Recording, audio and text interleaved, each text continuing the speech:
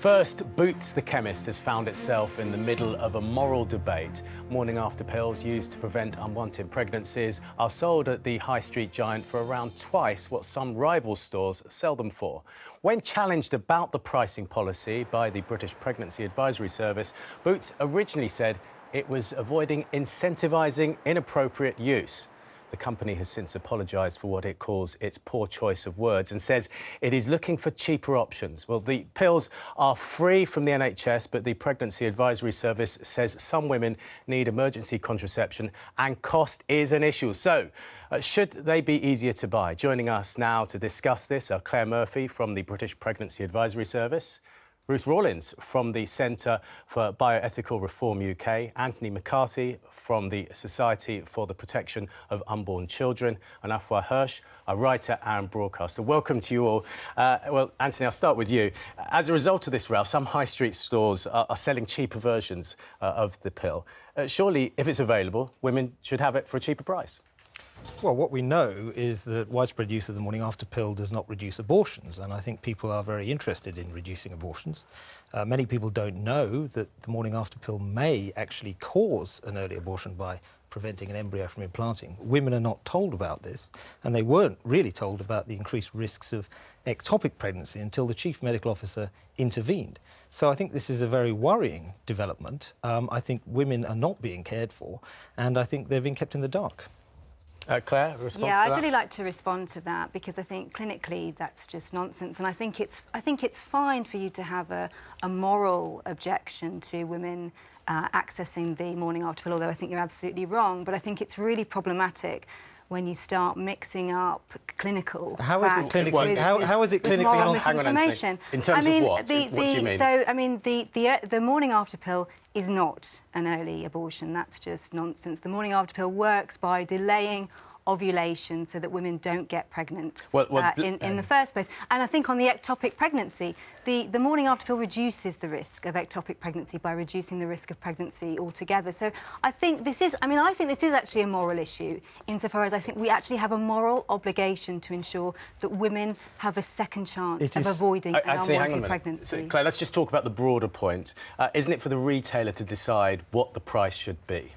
I think the retailer can absolutely decide what the price can be, but I think people also have the right to understand what the reasons are for that retailer keeping the price high. And I think Boots is obviously a company which has put women at the forefront of its marketing exercises. You know, it's very much sort of seemed to stand for female empowerment. So I think people really responded quite furiously when they saw that women Boots, don't need to go there. They don't need to go there, and I think lots of women will be voting with their feet until this issue is resolved. So why do you need to get involved? Let Boots just charge what they want, and women don't need to go there. I think what we want to see is for women to be able to access an affordable product, and Boots, which is such a key player in this market. Most people live near a Boots store. I think it's really important that Boots does the right thing on this. Ruth, Boots initially said they didn't want to incentivise inappropriate use by reducing the price. Now, they've since said sorry for their poor choice of words. Should a retailer be making moral judgments?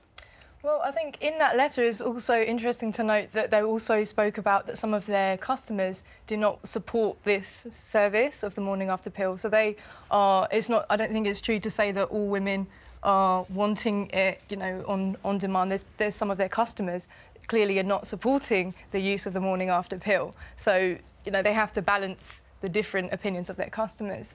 But I think it's important to point out, as Anthony said, that it's not just the contraception side of it, but it can also end the life of an already formed human being. Because we know, life. The science of embryology tells us that life begins at conception. So when that egg is fertilised, you have a new human being, and that's one of the other ways, the secondary ways that this pill can also work. So if it can end the life of an already formed human being at its early stages, I think this is very important information that women need to know. And I don't know why Claire, BPAS and some of the abortion lobby want to hide this information from... This is not a debate about abortion. The morning after pill is thought to mainly work by delaying or stopping the ovaries from releasing an egg. But however, it works in the other way as well. It can do, yeah. It's thought the hormone it affects. Hang on. The hormone it affects plays a role in ovulation and preparing the uterus for accepting a fertilised egg. Let's get F1 in. What do you make of this? Well, I think I like to think I'm coming from the perspective just as an ordinary woman, and I think that it's important to say that there are a lot of taboos around this subject. I mean, I thought about whether I would say on the show that I've taken the morning after pill, and then I wondered why I even questioned that, because I don't know any women my age who haven't taken the morning after pill. You know, it's very common that women find at some point in their life that they need to take emergency contraception, and I don't think there's anything to be ashamed with about that. I think we as women want to have control over our lives, over our reproductive health. I think it's interesting to hear that the debate's been so much about information. Women want information, and I think that the idea that retailers should restrict access to this is incredibly muddled thinking. Women are already worried about taking the morning after pill. They don't take it unnecessarily. You know, they take it very seriously, the need to take emergency contraception, and I think it should be as widely available as possible so that women can make up their own mind. Afua, you're in good company, because 300,000 almost people take emergency contraception or are provided with it in a year. So there are many people doing it. Did the price put you off, and do you regret it? So my view is that if you need emergency contraception, you're probably going to go to whatever lengths you have to get it. And, you know, I remember paying about £25 for it. This was a few years ago. Did it make you think twice about it? It made it more difficult to take it, and my worry is that the price at the moment in retailers like Boots, which is charging more than it needs to for it, is disproportionately affecting lower income women, and that's why I say this is muddled thinking, because if something is available and it's deemed safe to be available on the shelf, then it should be as affordable and accessible as possible. If there is a need to restrict it for a medical reason, then we should hear that and understand why it's restricted, and that should be the same across the board. But at the moment, it's this very confusing situation which I think just alienates women from having choice over their bodies. We've got a medical expert. Let's talk to Emma. Yes, let's bring in Benedict Lamb, a pharmacist trained to prescribe emergency hormonal contraception to adult women and teenagers below the age of 16. Benedict, first of all, let me ask you this. It's come up in our debate here in the studio. The morning after pill, it's been claimed here by one of our panellists, may cause an abortion. What is the clinical view of that? In our view, the emergency hormonal contraception pill is not equivalent to an abortion pill, so it does not actually cause an abortion. The main way that it works is by, as Claire already said, delaying ovulation or preventing fertilisation. So that's the clinical view of that. Yes. It's around £6 to buy this pill in France. British women are paying up to around £28 in this country. Do you think it's unethical that pharmacists have charged more for it as potentially a deterrent? I think it's unfortunate that this has erupted into the sort of the public arena, that Boots has gotten involved in what is a difficult conversation. I think that initially back in 2000 when the tablet was first reclassified to be made available in pharmacies, there was a statement from the original manufacturer of the morning after pill, which did indicate the high price that was set was to ensure or to try to not discourage women from using it regularly. So high price was used originally as a deterrent in some way. Yes. Have you seen it as a deterrent? Is there any evidence that a price point will actually stop a woman coming forward to get the morning after pill in your many consultations with women? So I've been providing this service for well over a decade. I do have women coming in requesting the medicine, and when I tell them the price, sometimes they do ask, is there a cheaper version? Some women who are more informed may come in and ask me, do you provide it for free? So in England, some community pharmacies provide this tablet for free under what we call a local patient group direction scheme, and that's usually funded by sort of local boroughs and councils. OK, Benedict Lamb, thank you for that insight there and the clinical definition of what this pill does. Sean? Yeah, well, Anthony was shaking his head through that. Quickly, yeah. You might not agree morally, but surely unwanted pregnancies, it's a good way of avoiding unwanted pregnancies.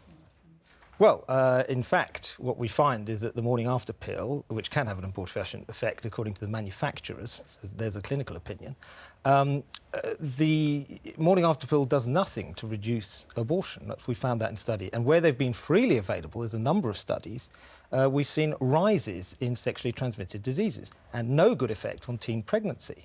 So even if you're focusing particularly on the pill, it's not doing what one would hope it would do, even if you thought it was an OK thing to do. I think we need to start caring for... I mean, we heard about... It's giving women choice, isn't it? Well, he's talking about giving it to underage girls, for goodness sake. That actually helps abusive environments, and it encourages risk-taking, and there's a great lack of information. It prevents a 13-year-old having a baby when maybe she's effectively still a baby herself. Well, if you look at the Bristol Serious Case Review 2016... It doesn't encourage abuse, does it? Well, no. As a matter of fact, there's evidence of people using morning after pills to cover up abuse. What I think is we should look for 13-year-olds not to be having sex. We should look for something much more positive, rather than thinking, let's keep shoving morning after pills, dangerous hormonal contraceptives like that, and getting them on an abortion track. You know, all of this blights people's lives. Let's look for something better for women. I'm not connected to the lobby on either side of this, but it does strike me listening to Anthony that, you know, his group is also against more sex and relationship education for children in schools that would educate them about the need to have healthy relationships, that they don't need to take emergency contraception. To me, the idea is that you inform people as well as possible, but then if they need this medication, you make it available. Well, then we should inform them of the risks. It's got you guys going on the panel. Let's just get people at home. Social media, Emma. Yes, well, it has also got everybody at home going as well. Barbara on Facebook, good morning to you. Yes, the pill should be more readily available. Accidents happen. It is not the role of a chemist to act as the guardian to people's morals. David on Facebook also adding in, so they thought rich women could be trusted to act responsibly, but not the poor. Women don't take morning after pills for the fun of it.